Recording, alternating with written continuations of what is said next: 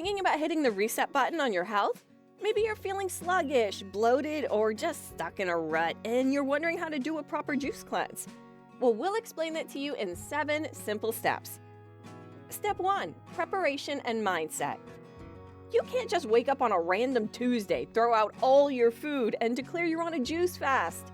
You have to get your head right and prepare your environment first. Transition your diet before you even touch the juicer.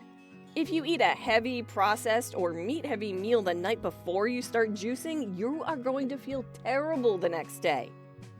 Spend at least 3 to 7 days leading up to your cleanse eating clean, whole foods. Focus on fresh fruits, massive salads, and raw vegetables. Clean out your pantry so you aren't staring at a bag of chips on day 2 when the cravings inevitably hit. Next, prepare your mind. People around you will have opinions.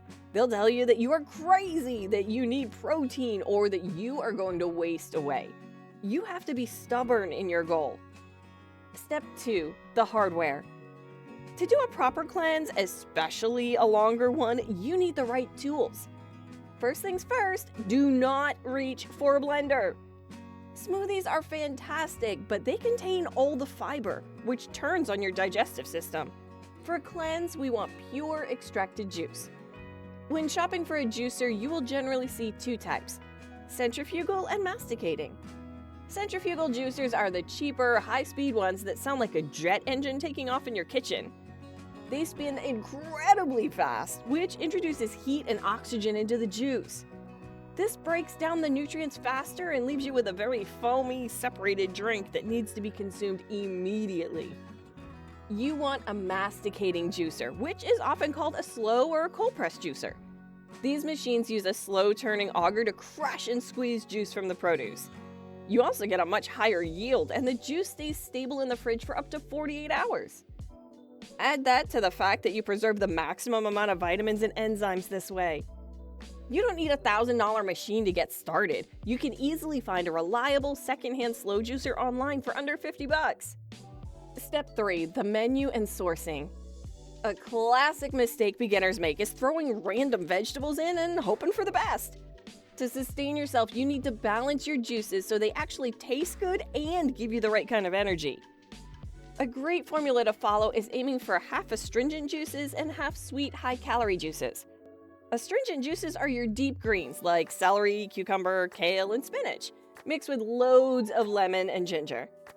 These are the workers. They scrub your system, hydrate your cells, and flush out your kidneys. But you also need energy to get through the day, which is why your fruit juices are crucial. Freshly pressed apple, grape, watermelon, and pineapple juices will provide the clean carbohydrates your brain and muscles need to function properly.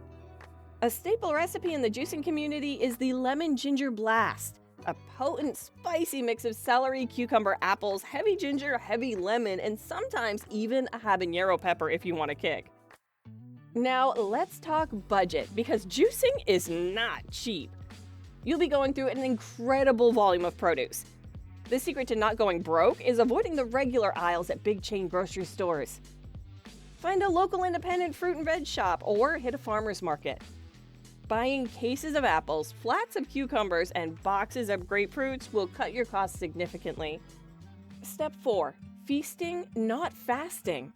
The biggest reason people fail their juice cleanse is simple. They don't drink enough juice.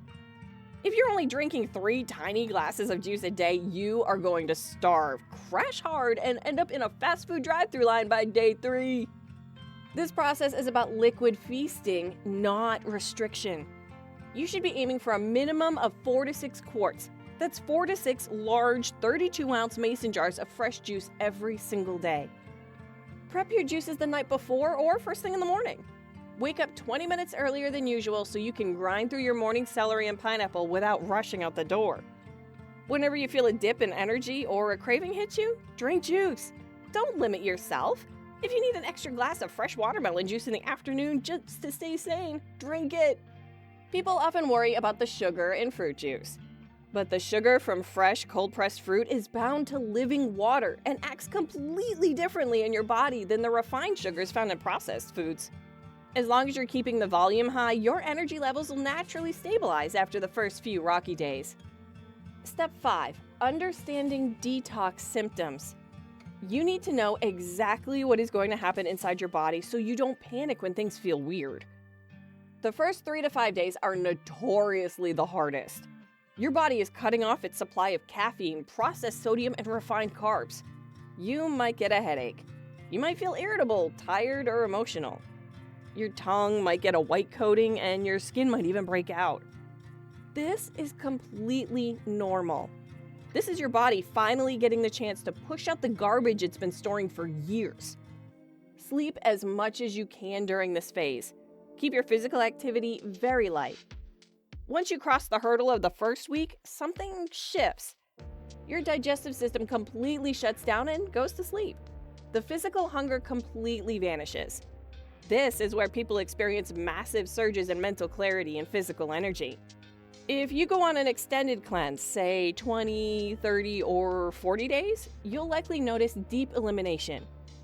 In the juicing community, there are endless stories of people releasing old, hardened waste from their colon. When your digestive tract isn't constantly burdened with processing 3 heavy meals a day, it finally has time to shed old, stagnant material. Step 6. Breaking the fast. Listen very carefully. How you break the fast is far more important than the fast itself. If you do a 14-day juice cleanse and celebrate by eating a heavy pizza and a burger on day 15, you can seriously injure yourself. Your stomach has shrunk, your digestive enzymes are dormant, and shocking your system with heavy cooked food or complex fats will cause severe bloating, sharp pain, and gas. The golden rule is that you must spend half the time of your cleanse safely breaking it. If you juiced for 20 days, you take 10 days to transition back to normal food. Start exclusively with water-rich fruit. On day 1 of breaking the fast, replace just your evening juice with a small bowl of watermelon, cantaloupe, or papaya. The next day, maybe have an apple or some grapes. Chew your food until it is literally liquid in your mouth before swallowing. You have to wake your digestion up very gently. By the 3rd or 4th day, you can introduce soft raw greens like a very simple cucumber and spinach salad with a squeeze of lemon juice.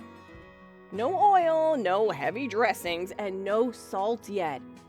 Hold off on any complex fats like avocados, seeds, or nuts until at least the 2nd week of your transition. Step 7. The aftermath.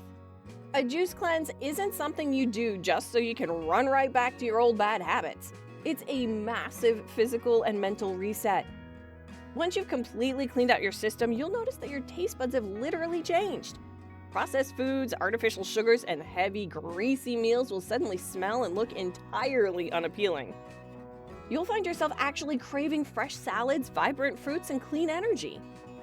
Many people use a long-term juice cleanse as their ultimate bridge to transition into a raw vegan or highly plant-based lifestyle. By the time the cleanse is over, you have built a brand new baseline for your health. If you want to know more interesting stuff about fasting, make sure to subscribe to our channel.